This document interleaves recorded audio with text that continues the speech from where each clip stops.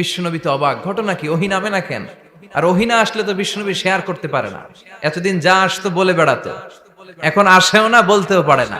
কাফির মুশরিকরা বিশ্বনবীর গালি দিতে শুরু করলো, মুহাম্মদের রব মুহাম্মদের ভুইলা গেছে, মুহাম্মদের আল্লাহ মুহাম্মদের ছেড়ে দিয়েছে। বিশ্বনবীর চাচি আবু লাহাবের স্ত্রী উম্মে জামিল বলতে শুরু করলো, কি মুহাম্মদ, তোমার শয়তানটা তোমার কাছে আসে না? না, শয়তান দ্বারা তিনি জিব্রাইলকে বুঝিয়েছেন যে তোমার জিব্রাইল তোমার কাছে আসে না। এভাবে সবাই গালমন্দ করতে শুরু করলো যে মুহাম্মদের আল্লাহ মুহাম্মদকে ভুলে গিয়েছে। বিষ্ণু ঈসা ইসলাম নিজেও হতাশ হয়ে গেলেন, কি রে ওহী আসে না কেন? আমার কোনো ভুল হচ্ছে না তো? আমার কোনো অপরাধ হয়ে গেল না তো? আল্লাহ কি আমার উপর অসন্তুষ্ট হয়েছেন? আল্লাহ কি আসলেই আমারে ভুলে গেছেন? আল্লাহ কি আমাকে ত্যাগ করেছেন? তিনি কি আমার উপর রেগে আছেন? আমরাও মাঝে মাঝে এরকম হতাশ হয়ে পড়ি। এরকম হতাশ লোক আছে না নাই? কিরে আমার দোয়া কবুল হয় না কেন? আল্লাহ আমার ডাকে সাড়া দেয় না কেন? আমার জীবনে এত দুঃখ কেন? আমার জীবনে তো ভালো কিছু হয় না, খালি সব কষ্ট আমার কেন? এরকম আছে না নাই? এরকম হতাশদের জন্য এই সূরাটা একটা আলোকবর্তিকা, মোটিভেশনাল সূরা। আলহামদুলিল্লাহ পড়ে বিশ্বনবীকে আল্লাহ আশ্বস্ত করলেন, আর এই সূরাটা নাজিল করলেন, আর বললেন ওয়াদ-দুহা। ওয়াদ-দুহা, দুহা মানে আলো, দুহা মানে আলো, প্রভাতের সূর্য কিরণের শপথ। Look up, the sunlight, it's a very beautiful day out there. ও নবী হতাশ হবেন না, বেরোন, সকালের সূর্যটা কত সুন্দর, কি ঝলঝলে পৃথিবী, ফকফকে আর তকতকে, দেখলেই মনটা ভরে যায়, ঠিক কি না? দোহা, দোহা মানে আলো, আশার আলো, সম্ভাবনার আলো। আমাদের জীবনে আলোর দরকার আছে না নাই? আলো না থাকলে আমরা বাঁচতে পারবো? আলো লাগে বড় ভালো। এই আজকে আলো না থাকলে আমার দেখা যেত? এজন্য কোরআনকে আল্লাহ আলো বলেছেন। কোরআনকে কি বলেছে? কিতাবুন আনজালনাহু ইলাইকা লিতুখরিজান নাসা মিনাল যুলুমাতি ইলান নূর। Muhammad, I've revealed this holy Quran unto you to lead the mankind out of darkness into the light. অন্ধকার থেকে লাইট, লাইট মানে কি? আলো, আলোর দিকে নেয়ার জন্য কোরআন পাঠিয়েছি। আবার বিশ্বনবীকেও আল্লাহ নূর, নূরের সাথে তুলনা করেছেন। আবার বিশ্বনবী আল্লাহর কাছে নূর চাইতেন, বলতেন আল্লাহ আমার ডানে আলো দাও, আমার বায়ে আলো দাও, আমার সামনে আলো দাও, পিছনে আলো দাও, উপরে আলো দাও, নিচে আলো দাও, আমার দেহে আলো দাও, আমার মাংসপেশির ভিতরে আলো দাও, আমার হাড্ডির ভিতরে আলো দাও, আমার জন্য তুমি আলো দাও। পড়েন আমিন। এজন্য আলো ছাড়া বেঁচে থাকা অসম্ভব। আল্লাহ তাআলা আলোর নামে সূরা দিলেন, সূরাতুদ দুহা, প্রভাতের আলো, প্রভাতের সূর্য কিরণের শপথ, আলোর শপথ। সুবহানাল্লাহ পড়েন। এরপর আল্লাহ বললেন ওয়াল-লাইলি ইযা সাজা, আলোর শপথ, সকালবেলার সূর্য কিরণের শপথ। দ্বিতীয় আয়াতে আল্লাহ বললেন রাত্রিবেলার শপথ, যখন রাত্রিটা নিঝুম হয়, হয় নিস্তব্ধ। নিঝুম আর নিস্তব্ধ রাতের শপথ। তাহলে আল্লাহ আলোরও কসম কাটলেন, তারপরে অন্ধকারেরও কসম কাটলেন, ঠিক কিনা? আলো দ্বারা মূলত আল্লাহ তাআলা ওহীর আগমনকে বুঝিয়েছে, আর অন্ধকার দ্বারা আল্লাহ তাআলা ওহীর অনুপস্থিতি বুঝিয়েছে। এটা দিয়ে আল্লাহ বুঝাতে চাইলেন, ও নবী, কাফির মুশরিকরা আপনারা গালি দেয়, ওরা বলে যে আমি আপনারে ভুলে গেছি, আমি আপনারে ত্যাগ করেছি, আমি আপনার প্রতি অসন্তুষ্ট। না না, আমি ইচ্ছা করে ওহী পাঠাই না, কারণ সব সময় আলো থাকলে ভাল লাগে না, কিছু সময় অন্ধকারের দরকার আছে না নাই? বুঝে শুনে উত্তর দিয়ে। 24 ঘন্টা আলো, 365 দিন খালি আলো আলো আরো আলো। যদি সূর্যের আলো সব সময় থাকে 365 দিন, ভাল লাগবে? রাতে ঘুমাবেন কেমন? আবার সব সময় ঘুটঘুটে অন্ধকার, আলো নাই, ভাল লাগে? ক্ষেত খামারে চাষ করা লাগবে না, বাজারে যাওয়া লাগবে না। তার মানে আলোরও দরকার আছে, অন্ধকারেরও দরকার আছে। এটা দিয়ে আল্লাহ বুঝাতে চাইলেন, নবী, ওহী নাজিল করার জন্য দরকার আছে, মাঝে মাঝে ওহী বন্ধ রাইখা আপনারে বিশ্রাম দেওয়ারও দরকার আছে। চিৎকার করে পড়েন আল্লাহু আকবার। এজন্য আল্লাহ বললেন ওয়াদ-দুহা ওয়াল-লাইলি ইযা সাজা মা ওয়াদ্দা'আকা রাব্বুকা ওয়া মা ক্বালা ওয়ালাল আখিরাতু খায়রুল লাকা মিনাল উলা। সুবহানাল্লাহ পড়েন। ও নবী, প্রভাতের সূর্য কিরণের শপথ, নিঝুম নিস্তব্ধ রাত্রিবেলার শপথ, আলো আর অন্ধকারের শপথ করে আমি বললাম, আপনার প্রভু আপনারে ভুলে যায় নাই, আপনার উপর অসন্তুষ্ট হয় নাই। আমি আল্লাহ ইচ্ছা করে ওহী বন্ধ রেখেছি, কারণ ওহীর একটা পাওয়ার আছে। বারবার ওহী রিসিভ করলে আপনার স্নায়ু এটা সহ্য করতে পারবে না, আপনার দেহ এটারে বরদাস্ত করতে পারবে না। নবী, আমি আপনার প্রতি এত রহম দিল, এত ভালোবাসি, বারবার ওহী নিতে নিতে আপনার যে কষ্ট হয়, এই কষ্টটা আমার আল্লাহর সহ্য হয় না। এজন্য আমি আল্লাহ ইচ্ছা করে কিছুদিন ওহী বন্ধ রাখছি। সুবহানাল্লাহ পড়েন। তার মানে এই নয় যে আমি আপনারে ভুলে গিয়েছি, আমি আপনারে ছেড়ে দিয়েছি। আরে নবী, আমি তো আমার নামের সাথে আপনার নামকে জুড়ে দিয়েছি। লা ইলাহা ইল্লাল্লাহ মুহাম্মাদুর, যেখানে আমার আল্লাহর নাম সেখানে বিশ্ব নবীর নাম আছে না নাই? আজান যখন দেই আল্লাহু আকবারের পরে বিশ্ব নবীর নাম আছে না নাই? একামতে আছে না নাই? আবার আল্লাহর জন্য যখন সালাত আদায় করি শেষ বৈঠকে বিশ্ব নবীর উপর দুরূদ আছে না নাই? রাফা'না লাকা যিকরাক, ও নবী, আপনার নামকে আমি অনেক উপরে তুলে ধরেছি। আমার নাম যেখানে আপনার নাম ওইখানে, গোটা বিশ্বব্যাপী আপনার নাম ছড়ায় যাবে। ওরা আপনারে গালি দেয় কবি বলে, ওরা গালি দেয় গণক বলে, ওরা বলে আপনি আবতার, লেস কাটা। আসলে যারা আপনারে গালি দেয় ওরাই লেস কাটা। ওরা আপনারে বলে আপনি নির্বংশ, আপনার ছেলেগুলো বেঁচে নাই, মেয়ে বেঁচে আছে, আপনার নাম নেয়ার কেউ থাকবে না। ওই আবু জাহেল, উতবা, সাইবা, ওদের নাম নেয়ার কেউ থাকবে না। আপনি লেস কাটা নন, আপনি নির্বংশ নন। ইন্না শানিয়াকা, চিল্লায় বলেন ইন্না শানিয়াকা। যারা আপনারা গালি দেয়, যারা আপনারা নিয়ে কটু কথা বলে, ওরাই লেস কাটা, ওরাই নির্বংশ। ওদের বংশকে আমি আল্লাহই নির্বংশ করে ছাড়ি। চিল্লায় বলেন ঠিক কিনা? ও নবী, মা ওয়াদ্দাআকা রাব্বুকা ওয়া মা ক্বালা, আপনার রব আপনারে পরিত্যাগ করে নাই, আপনারে ভুলে যায় নাই, আপনারে ছেড়ে দেয় নাই। আপনার রব ইচ্ছা করেই ওহী নাজিল বন্ধ করে রেখেছে। আমি ইচ্ছা করেই আপনারে প্রেসার দিতে চাই নাই গো নবী, কারণ ওহী রিসিভ করা অনেক কঠিন। এটা আস্তে আস্তে আপনি অভ্যস্ত হবেন। সুবহানাল্লাহ পড়েন। ওহীর একটা পাওয়ার আছে না নাই? আমরা তো কি মজায় মজায় কোরআন পাইছি। এই যে কি সুন্দর কোরআন নিয়ে বসি, পড়ি, তাফসীর করি, কি মজার কোরআন। আহা, এই কোরআনটা রিসিভ করতে যে বিশ্বনবীর কত কষ্ট হয়েছে। এই কোরআনকে আল্লাহ বলেছেন এটা কাউলান সাকিলা, very heavy and weighty word, এটা অনেক ওজনওয়ালা কথা। ইন্না সানুলকি আলাইকা কাউলান, এটার অনেক ওজন। এই কোরআনটা যদি পাহাড়ের উপরে নাজিল করা হতো, পাহাড়গুলো দুমড়ে মুচড়ে ভেঙে টুকরো টুকরো হয়ে খান খান হয়ে যেত। ঠিক কি না? এত কঠিন বানিয়ে এটা। ও নবী, আমি আলোর সাথে ওহীর মিল ঘটিয়েছি, আলো দিয়ে ওহীকে বুঝিয়েছি। সূর্যের যেমনি কিরণ আছে, তেজ আছে, এই ওহীরও একটা তেজ আছে। এই তেজ, এই কিরণ আপনি সব সময় সহ্য করতে পারবেন না। এজন্য আমি ইচ্ছা করে কিছুদিন ওহী নাজিল করা বন্ধ করে রেখেছি। সুবহানাল্লাহ পড়েন। ইচ্ছে করে আমি নাজিল করি নাই। সব সময় নাজিল হলে আপনার ভালো লাগতো না। বুখারীর বর্ণনা, মা আয়েশা বলতেন শীতের রাতে, কনকনে মাঘ মাসের শীতের রাতে যখন বিশ্বনবীর উপর কোরআনের আয়াত নাজিল হতো, বিশ্বনবী ঘেমে ঘেমে একাকার হয়ে যেতেন। হাত্তা লা ইয়াতাফাসসাদু জাবিনুহু আরাকান, বিশ্বনবীর দাড়ি আর থুতনি বেয়ে ঝরঝর করে পানি পড়তো। আমরা কম্বল গায়ে দিয়ে থাকি আর বিশ্বনবী ঘামে। সুবহানাল্লাহ কইবেন না? এটা কাউলান সাকিলা, অনেক ওজনওয়ালা কথা।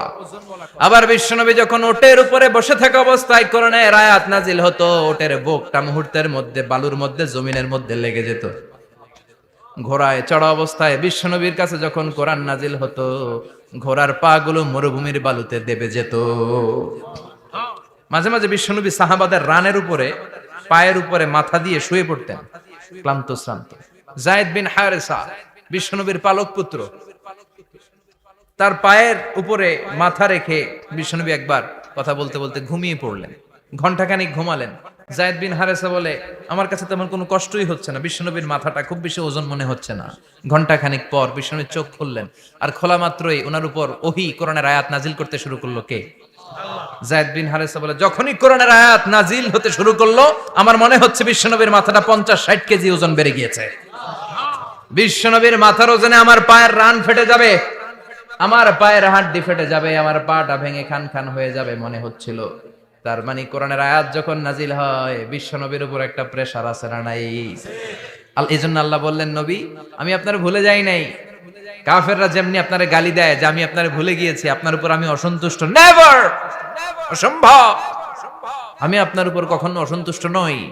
বরং আমি ইচ্ছা করি আপনার উপর থেকে প্রেসার কমিয়ে দেওয়ার জন্য কয়েকদিন ইচ্ছা করে আপনারে ছুটিতে রাখছি। সুবহানাল্লাহ পড়েন, যাতে করে আবার এনার্জি গায়ে নেওয়ার পরে নতুন করে কোরআনের আয়াত রিসিভ করার জন্য আপনি সক্ষম হন। চিল্লায় পড়তে হবে আল্লাহু আকবার। এজন্য আল্লাহ বললেন ওয়াদ-দুহা ওয়াল-লাইলি ইযা সাজা মা ওয়াদ্দা'আকা রাব্বুকা ওয়া মা ক্বালা ওয়ালাল আখিরাতু খায়রুল লাকা মিনাল উলা। এরপর আল্লাহ বললেন নবী ওয়ালাল আখিরাতু খায়রুল লাকা মিনাল উলা, and verily indeed the hereafter is far better for you than this dunya. এই দুনিয়ার চেয়ে আপনার জন্য আখিরাতটা অনেক দামি। খায়রুল লাকা মিনাল উলা, এই দুনিয়ার চেয়ে আখিরাতটা অনেক শ্রেষ্ঠ। এতে আল্লাহ বললেন দুনিয়ার চেয়ে আখিরাত শ্রেষ্ঠ, আর এক আয়াতে আল্লাহ বললেন দুনিয়ার চেয়ে আখিরাত হলো স্থায়ী। ঠিক কি না? বাল তু'থিরুনাল হায়াতাদ দুনিয়া ওয়াল আখিরাতু খায়রুন ওয়া আবাকা। তোমরা দুনিয়ার জীবন নিয়ে পাগল পাড়া হয়ে থাকো, আল্লাহ বললেন দুনিয়ার জীবনের চাইতে আখিরাতের জীবন শ্রেষ্ঠ এবং স্থায়ী। ঠিক কি না? কার কথা? দুনিয়া স্থায়ী না আখিরাত স্থায়ী? দুনিয়া শ্রেষ্ঠ না আখিরাত শ্রেষ্ঠ? কিন্তু আমরা কোনটার পিছনে দৌড়াই? খালি দুনিয়া দুনিয়া। দুনিয়া কে মজা লে লো, দুনিয়া তোমারি হ্যায়। কিন্তু জান্নাত কে মজা লে লো, জান্নাত তোমারি হ্যায়, ওইটা কয় না। আছে না নাই? দুনিয়ার পেছনে পাগল হয়ে আমরা পড়ে থাকি। এই দুনিয়ার জীবনটা একটা মায়াজাল, এটা একটা মরিচিকা। এই মরিচিকা, এই ধোঁকা, এই লালসা আর এই মায়াজালের পেছনে আমরা ছুটছি। ছুটতে ছুটতে হুট করে একবার কবরের ভিতরে ঢুকতে হবে। কথা বলেন, তখন আমাদের টনক নড়বে। এজন্য দুনিয়া মুমিনদের জন্য শ্রেষ্ঠ আর স্থায়ী জায়গা নয়। মুমিনের আসল জায়গা হচ্ছে আখিরাত। মুমিনের শান্তি আর কল্যাণের জায়গা হচ্ছে আখিরাত। জান্নাত হচ্ছে মুমিনের শেষ ঠিকানা। চিৎকার করে বলেন ঠিক কি না? সেটাই বিশ্বনবীরে বললেন নবী, কাফির মুশরিকদের কথা আপনি কান দিবেন না, ওদের কথায় হতাশ হবেন না, নিরাশ হবেন না, হাল ছাড়বেন না। ভরসা রাখবেন কার উপর? কারণ ওয়ালাল আখিরাতু খায়রুল লাকা মিনাল উলা। এই দুনিয়ার জীবন ক্ষণস্থায়ী জীবন, চিরকালীন জীবন হলো আখিরাত। নবীরে কিভাবে আশ্বাস দিতেছে দেখছেন? অ্যাসিউরেন্স করতেছে, কনফার্মেশন। এই সূরাটা যে শান্তির সূরা, মোটিভেশনের সূরা, অনুপ্রেরণার সূরা, ইন্সপাইরেশন যে জায়গায় প্রতিটা আয়াতে আপনি ইন্সপাইরেশন পাবেন। তো প্রতিটা আয়াতে আপনি উজ্জীবিত হবেন, সজীব হবেন, এনথিউজিয়াস্টিক এন্ড এনার্জেটিক হবেন। আপনি এনার্জি ফিরে পাবেন। আলহামদুলিল্লাহ পড়েন। এরপর বিশ্বনবীর আরো খুশি করার জন্য আল্লাহ বললেন ওয়ালা সাউফা ইউতিকা রাব্বুকা ফাতারদা। ও নবী, অচিরে এমন এমন জিনিস আমি আপনারে দান করব, এগুলো পেয়ে আপনি খুশি হয়ে যাবে। কে বলে? কারে বলে? শুনতেছেন? বুঝতেছেন? কষ্ট হচ্ছে না তো? ওয়ালা সাউফা ইউতিকা রাব্বুকা ফাতারদা। অচিরেই এমন এমন জিনিস আমি আল্লাহ আপনারে দান করব। ওরা আপনারে গালি দেয়, ওদের কথা আপনার মন খারাপ, আপনি হতাশ, ভয় পাবেন না নবী। হতাশ হবেন না, নিরাশ হবেন না, আমার উপর ভরসা রাখেন না। এমন এমন জিনিস আমি আপনারে দেব, ফাতারদা, ওগুলো পেয়ে আপনি খুশি হয়ে যাবেন। সুবহানাল্লাহ পড়েন। আল্লাহর কাজই হলো বিশ্বনবীরে খুশি রাখা। Verily I'm gonna give you something that will make you happy. এমন জিনিস আপনারা দেব নবী, আপনি খুশি হয়ে যাবেন।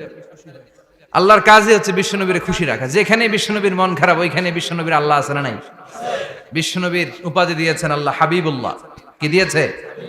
আর সাইয়েদনা ইব্রাহিমের উপাধি খলিলুল্লাহ। দুইজনই আল্লাহর প্রিয়, দুইজনই উলুল আজমি মিনার রাসূল। কিন্তু খলিল মানেও বন্ধু, হাবিব মানেও বন্ধু। খলিল মানে এমন বন্ধু যেই বন্ধু আল্লাহরে খুশি করার জন্য কাজ করে, আর হাবিব মানে এমন বন্ধু যেই বন্ধুরে খুশি রাখার জন্য আল্লাহ নিজেই কাজ করে। কি শান, কি মান এই নবীর! আর ওই নবীরে গালি দেয়। এগুলো জাহান্নামের নরকীট আর পিতৃ পরিচয়হীন জারদ সন্তান।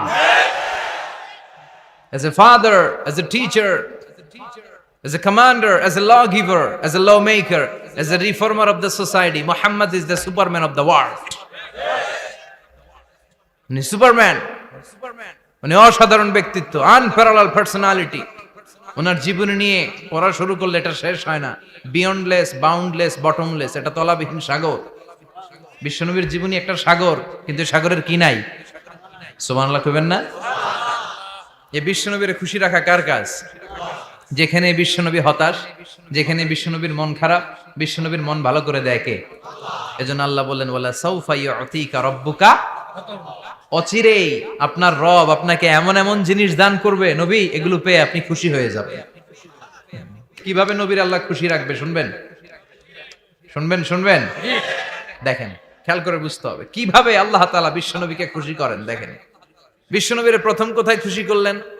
বিশ্বনবী মক্কার জমিনে দাওয়াতি কাজ যখন শুরু করলেন, তিনি দেখলেন বিশ্বনবী খুব ভালো অ্যানালাইসিস করতে পারতেন।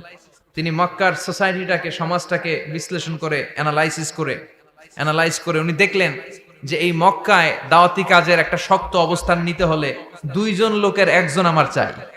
সুবহানাল্লাহ পড়েন। কি বিশ্লেষণ শক্তি, কি চিন্তা শক্তি! উনি ঘেটে ফেললেন, উনি বুঝে ফেললেন সবাইকে দেখে যে দুইজনের একজন আমার সাথে না থাকলে আমার দাওয়াতি কাজ চালানো কষ্ট হয়ে যাবে। এজন্য গভীর রাতে তাহাজ্জুদের নামাজ শেষে আল্লাহর কাছে কেঁদে কেঁদে বিশ্বনবী দোয়া করে, আল্লাহ আল্লাহুম্মা আইজ্জাল ইসলাম বি আহাব্বির রাজুলাইনি ইলাইক। আল্লাহ দুইজন লোকের যেই লোকটারে তোমার দরবারে মকবুল মনে হয়, ভালো লাগে, পছন্দ হয়, তাদের একজনকে ইসলামের ভেতরে ঢুকিয়ে দিয়ে ইসলামকে তুমি বিজয় দান করে দাও। ও আল্লাহ, দুইজনের একজনকে আমার চাই। একজন হলো আবি জাহাল ইবনে হিশাম, হিশামের বেটা আবু জাহাল, আও উমর ইবনুল খাত্তাব, অথবা খাত্তাবের বেটা উমর। সুবহানাল্লাহ পড়েন। সাথে সাথে দোয়া কবুল করলো কে? কার জন্য করলো? নাকি আবু জাহেলের জন্য? আবু জাহেলের চোখের সামনে পর্দা ছিল, ও পর্দা সরায় না। ওর অন্তরে পর্দা, ও পর্দা উঠে সত্যটা দেখতে চায় না। এজন্য ওর জন্য গোটা বিশ্ববাসীর আছে ঘৃণা। ও যেখানে মারা গেছে, ওর যেখানে জন্মস্থান, ওইখানে সৌদি সরকার ল্যাট্রিন বানায় থুইছে, ঘৃণার প্রতীক। ওইখানে তো অন্য কিছু বানাইতে পারতো, ল্যাট্রিন বানাইতে যাবে কেন? গোটা বিশ্বের মানুষ যায় যেন এটা ভরাই দিয়ে আসতে পারে। কথা বলেন। এই বেয়াদবটার জন্য আল্লাহ দোয়া কবুল করে নাই। ওমরে ফারুক রাগী ছিলেন, কিন্তু সত্য প্রকাশে, সত্য গ্রহণে আপোষহীন। সত্য দেখলেই উনি মেনে নিতেন। এটা জাহেলি যুগে ওনার মধ্যে এই গুণ ছিল। আল্লাহু আকবার। বিশ্বনবী কেঁদে কেঁদে দোয়া করে, আল্লাহ মক্কার জমিনে এই দুইজনের একজন যদি কালেমা না পড়ে, মক্কার জমিনে দাওয়াতি কাজ চালিয়ে যাওয়া কঠিন হয়ে যাবে। হয় হিশামের বেটা আবু জাহেল কিংবা খাত্তাবের বেটা ওমরকে তুমি ইসলামে ঢুকাও। আল্লাহ ওমরের জন্য দোয়া কবুল করলেন। বিশ্বনবী তখনও বুঝতে পারেন এই দোয়াটা কার জন্য কবুল। হঠাৎ ওমরে ফারুক বিশাল একটা নাঙ্গা তলোয়ার নিয়ে বিশ্বনবীকে হত্যা করার জন্য ছুটে এলো। বিশ্বনবী তখন মক্কার আরকাম ইবনে দারুল আরকামের ঘরে সাফা পাহাড়ের পাদদেশে লুকিয়ে লুকিয়ে দাওয়াতি কাজ করতেন। আশেপাশে সাহাবীরা বসা। বিশ্বনবীর চাচা হামজা ইবনে আব্দুল মুত্তালিব বললেন, নবী তাড়াতাড়ি পালিয়ে যান, ওই যে দেখা যায় ওমরে ফারুক তলোয়ার নিয়ে আপনারে মারতে আসছে। বিশ্বনবী বললেন, চাচা সরে যান, সাহাবীদেরকেও সরে যেতে বলেন, দরজাটা খুলে দেন, ওমরকে আসতে দেন। আমার তো মনে হচ্ছে ওই যে তাহাজ্জুদের নামাজ পড়ে আল্লাহর কাছে কেঁদে কেঁদে আমি দোয়া করেছি, আমার দোয়াটা আজকে কবুল হতে চলেছে। আমার তো মন বলছে আল্লাহ দোয়াটা কবুল করবে। দরজা খুলে দেন।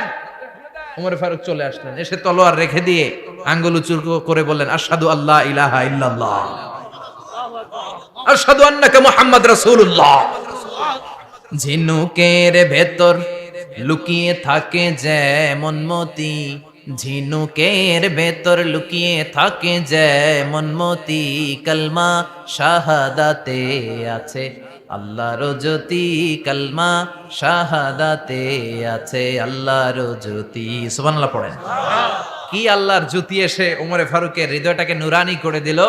তিনি তলোয়ার রেখে ঘোষণা দিলেন, আশহাদু আল্লা ইলাহা ইল্লাল্লাহ ওয়া আশহাদু আন্নাকা মুহাম্মাদ আবদুল্লাহ ওয়া রাসূলুহু। বিশ্বনবী খুশি হয়ে গেলেন।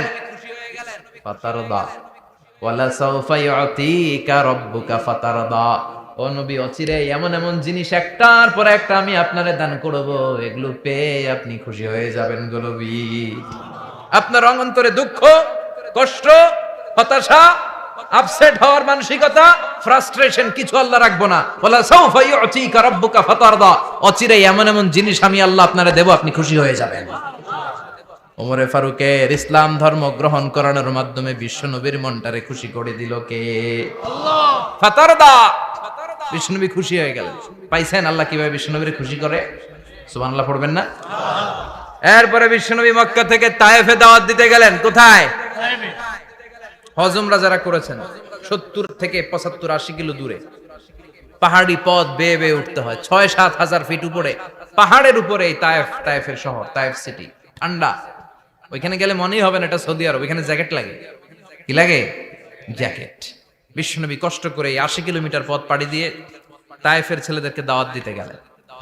কিন্তু বিশ্বনবীর দাওয়াতি এই ডাকে, এই আহ্বানে তারা সাড়া দেয় নাই। বিশ্বনবীর এই দাওয়াতকে তারা রিজেক্ট করেছে। বিশ্বনবীকে পাথর মেরেছে, বিশ্বনবীর মোবারক দেহটাকে রক্তাক্ত করেছে। আমার নবীর এই সুন্দর দেহটা বেয়ে বেয়ে ঝরঝর করে রক্ত ঝরেছে। তায়েফের মাটি সাক্ষী, তায়েফের পাথর সাক্ষী। 3টা জায়গায় বিশ্বনবী বেহুশ হয়েছে। এখনো ওখানে গেলে স্থানীয় লোকরা বলে, বংশ পরম্পরায় ওরা জেনে এসেছিল যে এই জায়গাগুলোতে বিশ্বনবীকে আঘাত করা হয়েছে। এখনো লোকজন দেখায়, এখানে পড়েছিল বিশ্বনবী, ওখানে পড়েছিল, ওখানে পড়েছিল, ওই খেজুর বাগানে বিশ্বনবী লুকিয়েছিল, আজও ওখানে খেজুর বাগানই করে রাখছে। আল্লাহু আকবার পড়ে। খেয়ে না খেয়ে দিন প্রচারের কাজে নিজেকে দিয়েছ বিলিয়ে, তায়েফের কাফিরেরা চিনল না সে আলো, দুষ্ট ছেলেদের পিছু দিল লেলিয়ে। পাথরের আঘাতে ক্ষত বিক্ষত হয়ে সারা শরীর থেকে রক্ত ঝরে। হে রাসূল তোমাকে ভুলি আমি কেমন করে, হাজার ব্যথা বেদনার পরে ফিরে আসনি তুমি আপন ঘরে। দিনের আলো তুমি ছড়িয়ে দিতে, চলে গেলে মদিনায় মক্কা ছেড়ে। হে রাসূল তোমাকে ভুলি আমি কেমন করে, হে রাসূল তোমাকে ভুলি আমি কেমন করে। ঠিক কি না? পাথর মেরে বিশ্বনবীকে রক্তাক্ত করা হলো। বিশ্বনবী রক্তাক্ত। বিশ্বনবীর সাহাবা সাইয়েদনা যায়েদ রাদিয়াল্লাহু তাআলা আনহু কুয়া থেকে পানি এনে বিশ্বনবীর গা থেকে রক্তগুলো ঝেড়ে ফেলে দেয়। বিশ্বনবীর গায়ের মধ্যে পানি দিয়ে হাত পাগুলো ধুইয়ে দেয়। বিশ্বনবী কাঁদে, আহা কাঁদে। রহমতের নবী কাঁদে, আরেকজনের জন্য কাঁদে, নিজের কোনো লাভ নাই। মায়ের খাইছে, ওরা যেন বাঁচে জাহান্নামের আগুন থেকে। সুবহানাল্লাহ কইবেন না? ওদেরকে বাঁচাইতে আসছিল জাহান্নামের মায়ের থেকে, জাহান্নামের শাস্তি থেকে। ওদেরকে বাঁচানোর জন্য নবী মায়ের খেয়েছে। চিল্লায় এখন ঠিক কি না? কেঁদে কেঁদে বিশ্বনবী হয়রান। যায়েদ রাদিয়াল্লাহু তাআলা আনহু বিশ্বনবীর সান্ত্বনা দেন, নবী কাঁদবেন না। হামলাতুল জিবাল, পাহাড় রক্ষী ফেরেশতারা এসে বলে, নবী আপনি শুধু অর্ডার করেন, এই যে পাহাড়ের গিরিপথ, এই 2টা গিরিপথ, এই 2টা পাহাড় এমন ভাবে 2 দিক থেকে চাপা দেব গো নবী, তায়েফের সবগুলো ছেলেরে মুহূর্তের মধ্যে ধূলিসাৎ করে দেব। বিষ্ণুই বললেন, না আমি ক্ষমা করে দিলাম, আমি ক্ষমা করে দিলাম। আমার গায়ের উপরে যারা অত্যাচার করে এর কোনোটার প্রতিশোধ আমি নেই না। আমি শুধু প্রতিশোধ নেই যারা ইসলামের বিরোধিতা করে। চিল্লায় বলেন ঠিক কিনা? বিশ্বনবীকে আঘাত করা হয়েছে, তার গায়ে শারীরিক কষ্ট, এটার শাস্তি বিশ্বনবী দিতেন না, কখনোই দিতেন না, ক্ষমা করে দিতেন। কিন্তু ইসলামকে মারাত্মক ভাবে যদি ইসলামের বিরুদ্ধাচারণ কেউ যদি করত, শুধু তাদের উপর বিশ্বনবী তলোয়ার চালাতেন। চিৎকার করে বলতে হবে ঠিক কিনা? বিশ্বনবী কাঁদলেন। কে দেখে বিশ্বনবীর কান্না, নিজের জন্য কাঁদে না, ওদের জন্য কাঁদে। আর বললেন, না ফেরেশতারা ওদেরকে তোমরা মেরে ফেলো না, হয়তো ওরা কালিমা পড়ে নাই, ওদের ভবিষ্যৎ প্রজন্মদের মধ্য থেকে কেউ না কেউ কালিমার বাণী পড়বে। তাই হয়েছে। তায়েফে গেলে হৃদয়টা ঠান্ডা হয়ে যায়। মসজিদ আর মসজিদ, মসজিদ আর মসজিদ, আল্লাহ ওয়ালাদের ভিড়, চমৎকার এক পরিবেশ তায়েফের পরিবেশ। বিশ্বনবী কেঁদে কেঁদে হয়রান। আল্লাহর রসের উপর থেকে টের পাচ্ছে বিশ্বনবীর মনটা ভালো না। এত আশা নিয়ে ভরসা নিয়ে কোথাও জায়গা না পেয়ে তায়েফের এখানে আসলাম দাওয়াত দেওয়ার জন্য। তায়েফের ছেলেগুলো দাওয়াতের আমার দাওয়াত গ্রহণ করলো না। বিশ্বনবীর মনটা বড্ড খারাপ। বিশ্বনবী নামাজে দাঁড়িয়ে গেলেন। বিশ্বনবী নামাজে দাঁড়িয়ে তেলাওয়াত করছেন, পাশ দিয়ে একদল জিন বিশ্বনবীর পাশ দিয়ে চলে যাচ্ছিল। একদল জিন, জিন জাতি চলে যাচ্ছে, আর বিশ্বনবীর তেলাওয়াত শুনে তারা থমকে দাঁড়ায়। কিরে এত সুন্দর কোরআন, এরকম তো শুনি নাই। ইনি কে? খোঁজখবর নিয়ে দেখলেন ইনি বিশ্বনবী। সুবহানাল্লাহ পড়েন। তারপরে এরা ছুটে গেল এলাকায়। এলাকায় যে এরা ঘোষণা দেয়া শুরু করলো, ইন্না সামি'না কুরআনান আজাবা ইয়াহদি ইলার রুশদি ফাআমান্না বিহি। নিশ্চয় আমরা আজীব চমৎকার কোরআন তেলাওয়াত শুনে এসেছি। এই তেলাওয়াত সাধারণ তেলাওয়াত নয়, এই আয়াত দুনিয়ার মানুষের বানানো আয়াত নয়। এই আয়াতগুলো পাঠিয়েছে কে? এই আয়াতগুলো ইয়াহদি ইলার রুশদি, হেদায়েতের দিকে মানুষকে পথ দেখায়। তাই আমরা যারা এই তেলাওয়াত শুনেছি, আমান্না বিহি, এই তেলাওয়াত শুনে, কোরআন শুনে, বিশ্বনবীর কণ্ঠে তেলাওয়াত শুনে আমরা সবাই ঈমান এনে মুসলমান হয়ে গেলাম।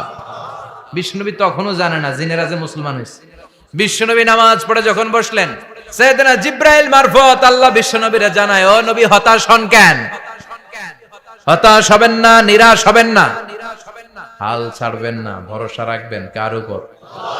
ও নবী হতাশ হন কেন? দাওয়াত দিতে এসেছিলেন তায়েফের যুবকদেরকে। তায়েফের যুবকরা দাওয়াত কবুল করে নাই তো কি হয়েছে? তার বিপরীতে অদৃশ্য জগতের একটা প্রাণী, জিন জাতি, তারা আপনার কণ্ঠের সুন্দর তেলাওয়াত শুনে কালিমা পড়ে মুসলমান হয়ে গিয়েছে গো নবী। বিশ্বনবীরে শোনায় দিলেন, ফাতারদা, বিশ্বনবী আবার খুশি হয়ে গেলেন। ওয়ালা সাউফা ইউতিকা রাব্বুকা। যেখানে বিশ্বনবীর মন খারাপ, বিশ্বনবীরে ভালো করার থেরাপি আল্লাহর জানা আছে না নাই? সুবহানাল্লাহ পড়ো। যেখানে বিশ্বনবীর মন খারাপ, সেখানে বিশ্বনবীর মন ভালো করে দেয় কে? এরপরে বিশ্বনবীর কলিজার টুকরা খাদিজাতুল কুবরা তাহেরা ইন্তেকাল করলেন। বিশ্বনবীর মনটা, হৃদয়টা আবার ভেঙে খান খান হয়ে যায়। খাদিজাতুল কুবরা তাহেরা ছিল বিশ্বনবীর প্রথম স্ত্রী। নিজের যত সম্পদ ছিল সব বিশ্বনবীর পায়ের সামনে ঢেলে দিয়েছে, সব ঢেলে দিয়েছে বিশ্বনবীর জন্য। উনিও স্ত্রী, আমাদের স্ত্রীগুলাও স্ত্রী, পার্থক্য আছে না নাই? নিজের যা ছিল সব দিয়ে দিল স্বামীরে। বিশ্বনবী বলতেন, রুজিকতু হুব্বাহা। খাদিজাতুল কুবরার ভালোবাসা সহিহ মুসলিমের বর্ণনা, আল্লাহ আমার হৃদয়ের ভিতরে রিজিক হিসেবে দিয়েছে।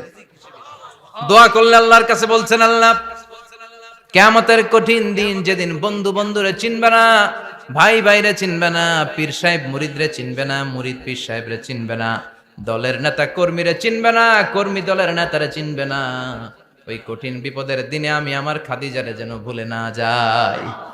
একটা মহিলাকে রব্বুল আলামিন আরশের উপর থেকে সালাম জানিয়েছেন, মহিলাটার নাম হলো খাদিজা। ইসলামের সর্বপ্রথম কালিমা পড়ে যেই নারীটা মুসলমান হয়েছেন তিনি হচ্ছেন খাদিজাতুল কুবরা তাহেরা। এই খাদিজাতুল কুবরা তাহেরা ইন্তেকাল করলেন। বিশ্বনবীর হৃদয়টা ভেঙে খান খান হয়ে যায়, হৃদয়টা ভেঙে যায়। এরপর চাচা আবু তালেব তিনিও ইন্তেকাল করলেন। বিশ্বনবীর হৃদয়টা, মনটা বিষণ্ণ হয়ে যায়, চিন্তায় পেরেশান হয়ে যায়। ডানে বায়ে তাকিয়ে দেখে বিশ্বনবীর সাহায্য করার কেউ নাই, সব দিকে খালি শত্রু, সব দিকে বিশ্বনবীর দুশ্মন। কলিজার টুকরা স্ত্রী বাসায় নাই, শেল্টার দেওয়ার মতো চাচাও নাই। বিশ্বনবীর মনে হয় গোটা দুনিয়ায় যেন তার কেউ নাই। বিশ্বনবী আবার হতাশ হয়ে পড়ল। কিন্তু বিশ্বনবী যদি হতাশ হয়, ওনার মন ভালো করার একজন আছে, তিনি কে? আল্লাহ বললেন, জিব্রাইল যাও, আমার নবীর মন খারাপ, স্ত্রীর বিয়োগে বিশ্বনবী বিষণ্ণ, চাচা চলে গেল, বিশ্বনবীর হৃদয়টা ভেঙে খান খান হয়ে যায়।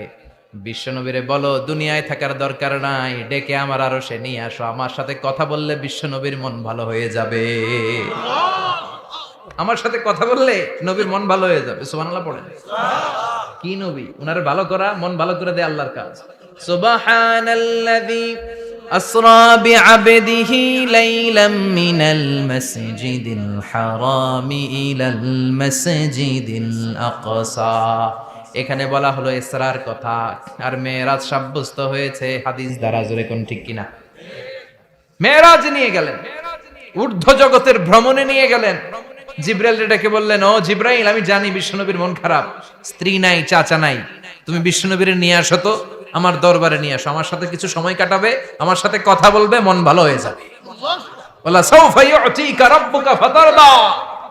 ও নবী, এমন এমন জিনিস আপনার আমি দেব, এগুলো দিয়ে আমি আপনার মনটারে ভালো করে ফেলবো। চিল্লায় কোন সুবহানাল্লাহ। মেরাজ থেকে ফেরার পরে অত্যাচারের মাত্রা আরো বেড়ে গেল, কিন্তু অত্যাচারে মুমিন কখনো কাবু হয় না। জোরে কোন ঠিক কিনা? বিশ্বনবীরে বলা হলো, ক্ষমতার চেয়ার দেব, সুন্দরী নারী দেব, সম্পদের পাহাড় বানিয়ে দেব, শুধু কালেমার দাওয়াত বন্ধ করে দাও। বিশ্বনবী বললেন, তোমাদের 3 দফা, আমার শুধু 1 দফা। বিশ্বনবীর কয় দফা? বিশ্বনবী বললেন, লা ওয়াদাউ আশ-শামসা ফি ইয়ামিনি ওয়াল কামারা ফি ইয়াসারি। আকাশের সূর্যটা যদি ডান হাতে দাও, চন্দ্রটা যদি বাঁ হাতে দাও, যে কালিমার দাওয়াত দিতে আমি শুরু করেছি, এই দাওয়াতের রাস্তা থেকে কেউ আমার পিছনে সরাতে পারবে না, কেউ পারবে না। এই পথে আমি নেমেছি, এই পথের শেষ আমি দেখে ছাড়ব। বিশ্বনবীর প্রাইম রেসপন্সিবিলিটি হচ্ছে লিউযহিরাহু আলা দ্বীনি কুল্লি। মানব রচিত যত মতবাদ আর যত কথা আছে, যত ডক্ট্রিন আছে, সবকিছুর কবর রচনা করে কালিমার বিজয় আর কালিমার পতাকাকে পতপত করে উড়িয়ে দেওয়া। চিল্লা এখন ঠিক কিনা? মেরাজ থেকে আসার পরে অত্যাচার আরো বেড়ে গেল, মক্কায় থাকার সুযোগ নাই, কোথাও কেউ বিশ্বনবীর আশ্রয় দেয় না, যেখানেই যায় বিশ্বনবীর তাড়িয়ে দেয়। আবার বিশ্বনবীর মন খারাপ। আল্লাহ বলে, নবী চিন্তা করবেন না, মদিনাতে আপনার জন্য চমৎকার রাষ্ট্র আমি রেখে দিয়েছি, আপনি হিজরত করে চলে আসেন। বিশ্বনবী হিজরত করলেন, মদিনায় যে আবার মনটা প্রশান্ত হয়ে গেল। সুবহানাল্লাহ পড়ে। তার মানে যেই জায়গায় বিশ্বনবীর ব্লকেজ, রাস্তা আটকে যায়, নতুন রাস্তা খুলে দেয় কে?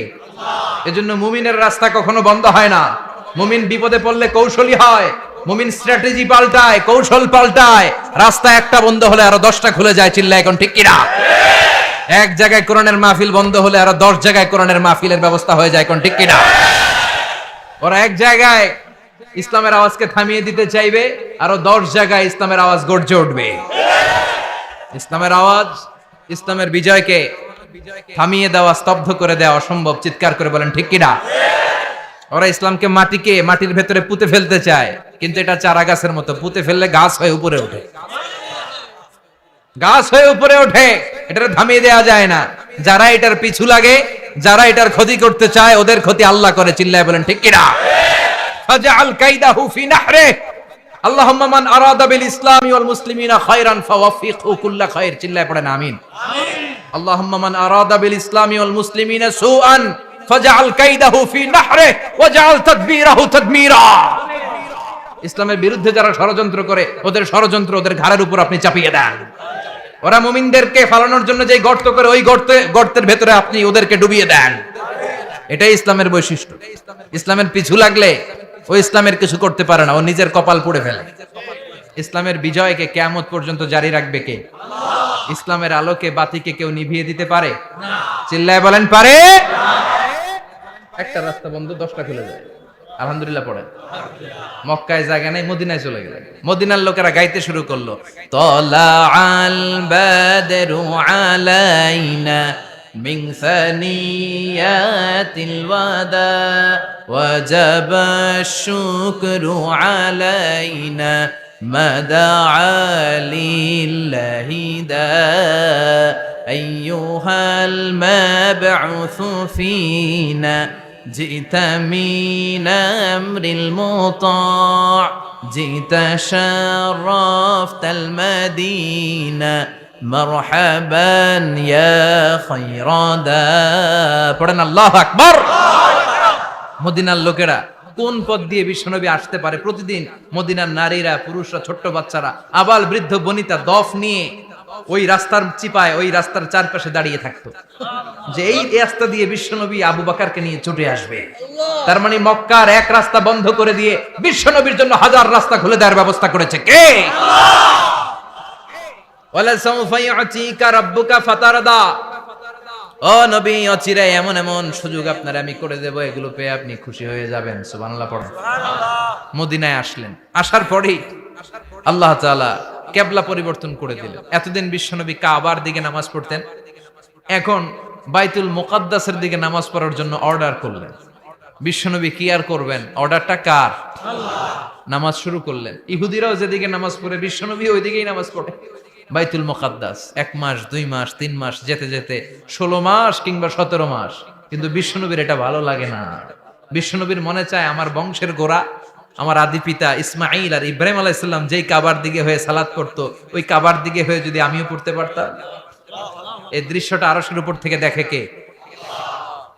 আল্লাহ আয়াত নাযিল করে দিলেন, قد نرى تقلب وجهك في السماء فلنولينك قبلة ترضاها فولي وجهك شطر المسجد الحرام। আল্লাহ বলেন, নবী আমি দেখি প্রতিদিন নামাজের পরে আপনি মাথাটারে আকাশের দিকে উপরের দিকে করেন আর মনে মনে ভাবেন এই বুঝি আল্লাহ জিব্রাইলের মারফত আমারে জানিয়ে দিবে কাবার দিকে হয়ে যেন নামাজ পড়ি। আপনি যে উপরের দিকে তাকায় কিছু বলেন না, কিন্তু কি যে ভাবেন ওটা তো আমি জানি, ওটা তো আমি বুঝি। ফালা নুয়াল্লিয়ান্নাকা কিবলাতান তারদাহা, অচিরেই আপনার মন যেদিকে চায় ওদিকে আমি কিবলা করে দেব। ফাওয়াল্লি ওয়াজহাকা শাতরাল মসজিদিল হারাম, ঠিক আছে নবী, আর যখন আপনার দেরি হয় না এখনই আপনি চেহারাটা বাইতুল মুকাদ্দাস থেকে মসজিদুল হারামের দিকে ঘুরিয়ে কিবলামুখী হয়ে নামাজ পড়া শুরু করে দেন। বিশ্বনবীর মনে চায় না বাইতুল মুকাদ্দাসে পড়তে, মনে চায় কাবার দিকে পড়তে। মুহূর্তের মধ্যেই মুকাদ্দাস থেকে কাবার দিকে কিবলা পরিবর্তন করে দিল কে? বিশ্বনবীরে খুশি করে দেয়া কার কাজ? ওয়ালা সাউফা ইয়াতিকা রাব্বুকা, অচিরেই এমন এমন জিনিস নবী আপনার আমি দিব, আপনি খুশি হয়ে যাবেন, আপনার হতাশা থাকবে না। কিন্তু নবীর হতাশাও কাটে না, মদিনায় বসে আবার হতাশ, আবার কাঁদে আর বলে, আল্লাহ আমার আগের উম্মতদেরকে কাউকে হায়াত দিয়েছো 2000 বছর, কাউরে দিয়েছো 3000 বছর, যারা কম পাইছে তারাও পাইছে 1000 বছর, ঠিক কিনা? যারা হায়াত পেয়েছে বেশি তারা ইবাদত করার সুযোগ পেয়েছেও বেশি। ওয়া আমারু উম্মতি মা বাইনা 60 ইলা 70, কিন্তু আমার উম্মতের গড় বয়স হলো 60 থেকে 70। 60 থেকে 70 এর মধ্যে শেষ। যারা বয়সী পেল 60-70 কি আর ইবাদত করবে? আগের উম্মতরে এত বছর বেশি দিলা কেন, আমার উম্মতরে কম দিলা কেন? বিশ্বনবীর টেনশন আছে না নাই? আবার হতাশ, আহা আমার উম্মতের কি হবে? উম্মতি উম্মতি আজীবন কেঁদেছেন। আল্লাহু আকবার। বিশ্বনবী বললেন, আমার উম্মতি মা বাইনা 60 ইলা 70, আমার উম্মতের গড় বয়স 60 থেকে 70 এর মধ্যে সব শেষ। আপনাদের এই এলাকার কি অবস্থা? হ্যাঁ চাচা, আপনার বয়স কত? এরমই কত দিব? 70। আল্লাহ আরো 70 বছর দিও। 100 বছর আছেন কে কে দেখি? তুমি 100? বেটা তোর 20 বছরই তো হয়নি। 100 ও ভুলে দাঁড়াইছে। আচ্ছা, আর আর আচ্ছা 90 আছে নাকি এদিকে? 90 নাই না? 80 আছে? 80 নেই? এই যে আছে বোধহয়। কত হবে আপনার? কাছাকাছি হবে? আলহামদুলিল্লাহ, আল্লাহ আরো হায়াত দারাজ করো।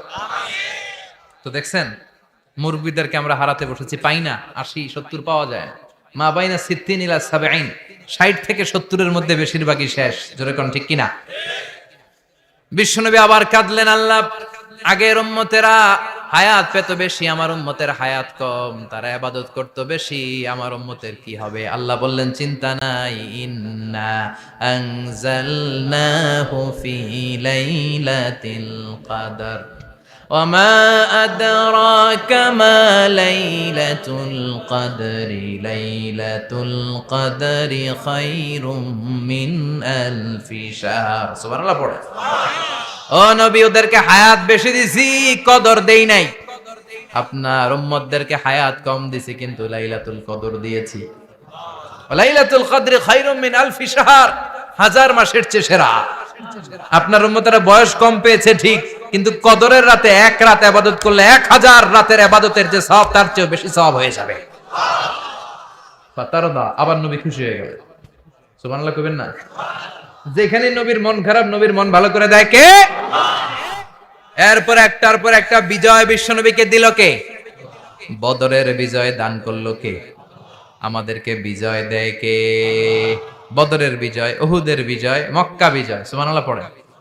মক্কা বিজয় হওয়ার পরে বিশ্বনবী গণধর্ষণ করছে নাকি?